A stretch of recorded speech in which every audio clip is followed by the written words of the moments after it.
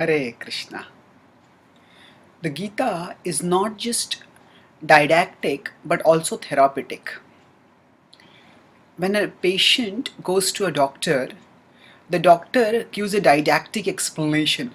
Didactic means that which involves analysis, explanation, instruction, gives a didactic analysis in which the doctor explains the diagnosis and the prescription, tells the patient that this is what is wrong, gives the diagnosis, and after that then gives the prescription. Okay, this is what you should do, this is what medicines you should take, this is what you should do, this is how you should do this. So now this in the understanding the diagnosis and the prescription requires use of the intelligence, but the understanding that didactic part is itself not the treatment. It is after that, when the patient starts taking the medicines regularly and follows the doctor's prescriptions overall, then that is the treatment part. So this is the therapy. So in normal medical treatment, the didactic part and the therapeutic part are different. In Bhagavad Gita, Bhakti Yoga synthesizes the didactic and the therapeutic in a seamless harmony. To understand how, first let us look at what the didactic and the therapeutic mean in a spiritual context. The didactic part involves understanding philosophically what is wrong. We are all souls, but despite being eternal and transcendental, we are currently misidentifying with our temporary material bodies. This misidentification subjects us to various miseries, including the miseries of birth, old age, disease and death, the miseries of adhyatmik, adhibhautik, adhidaivik kleshas, the environmental miseries, the social miseries, and the psychophysical miseries. Now all these are comprise the disease and its symptoms. Now when we move forward and look at this diagnosis, we understand further that okay, I have forgotten Krishna, I have forgotten my spiritual understanding, that is the my spiritual identity and purpose. That is the diagnosis. And along with that, now there is a treatment. What is the therapy part? The therapy part involves practicing yoga, which gradually raises us from our present material level of consciousness upwards to the spiritual level of consciousness. The Bhagavad Gita describes in 6.47, Yoginam api sarvesham madgatena antaratmana, that among all yogis, Shraddhavan bhajite yomam same yuktatamo mataha, that among all yogis, that yogi who constantly thinks of me and remembers me is the topmost yogi. So Bhakti Yoga is the topmost yoga. And what does Bhakti Yoga involve? It involves, at one level, the didactic part involves understanding the philosophy as you discussed.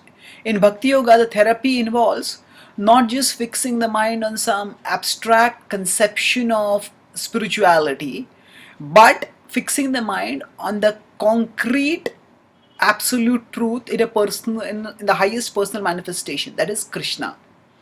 So when one fixes the mind on Krishna, at that time one experiences spirituality in its fullest. And because Krishna is all attractive, fixing the mind on him is relatively easier as compared to other forms of yoga, and it is much more joyful. Now normally we would say in other forms of yoga there is intellectual analysis and then there is the practice, or there is the intellectual analysis of the philosophy and then there is the practice of yoga. But in Bhakti Yoga both of them are integrated, because in Bhakti Yoga when we study the message of Krishna, Krishna is absolute. So he and his words are non-different. And that's why when we are studying Krishna's message given in the Bhagavad Gita, we are doing the didactic part, understanding the diagnosis and the prescription, understanding the diagnosis. But along with that, we are also participating in the therapeutic part. Because when we are studying Krishna's words, Krishna is non-different from his words.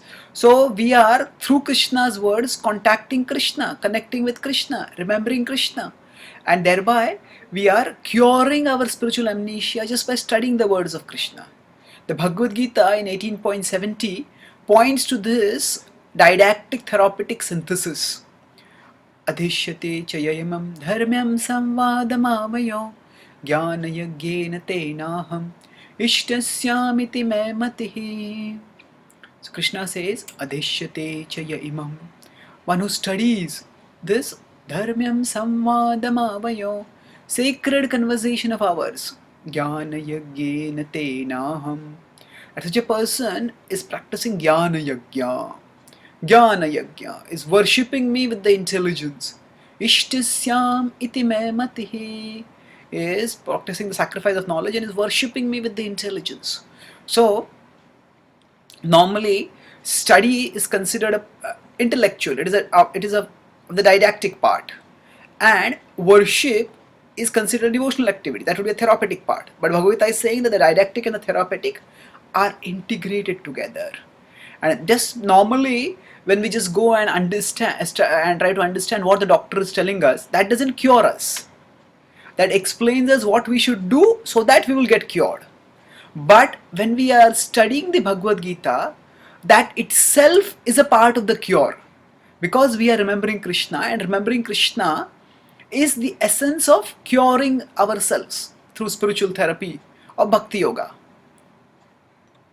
Now, although studying the Bhagavad Gita is a worship of Krishna, it is a worship of Krishna when we are at least conscious or open to become conscious of the connection of Krishna's message with Krishna.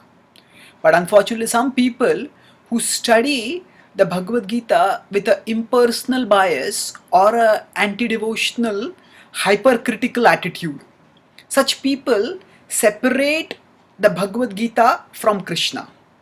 They consider the Bhagavad Gita to be some abstract philosophical treatise given by some anonymous genius, some wise sage, or someone, they say it doesn't matter, and they consider Krishna to be a metaphorical or a poetic literary device, and they divorce the two. They do not see the integrity, the harmony between the Krishna's words and Krishna. So when they divorce Krishna and his words, then for them they also rupture thereby the didactic therapeutic synthesis that is there in the Bhagavad Gita. And therefore they may study the Bhagavad Gita a lot, but sometimes they may just reinforce their preconceptions and misconceptions by that study and not get spiritually healed by its study. So fortunately, if we can avoid such a biased study, and if we can study it the Bhagavad Gita with a devotional disposition, or if it's not possible to study with a devotional disposition, then at least with an open-minded attitude. Let me find out what the Bhagavad Gita is telling.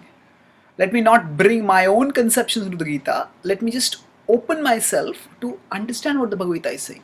Then we can ourselves experience the didactic therapeutic blend. Because we will, as we study the Gita more and more, we will realize and relish. We realize its wisdom and relish the sweetness of Krishna coming through the Gita's message. And in that way, our heart will become attracted, to Krishna. Our heart will become purified of the illusions and the misconceptions that cause our forgetfulness. And in that way, we will become spiritually healed and prepared to return back to Krishna for eternal life of spiritual happiness. Thank you. Hare Krishna.